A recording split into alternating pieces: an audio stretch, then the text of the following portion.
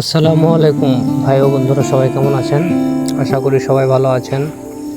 তা আমি মোহাম্মদ আশিক আহমেদ আপনাদের মাঝে নিয়ে এলাম একটি নতুন কাজ, যা কাজটি আমরা হাতের মাধ্যমে সিমেন্ট বালি দিয়ে পিলারের কাজগুলো করেছি।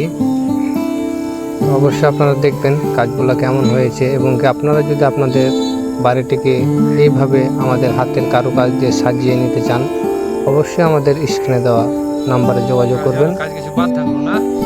সবাই ভালো থাকবেন, সুস্থ থাকবেন। আল্লাহ হাফেজ।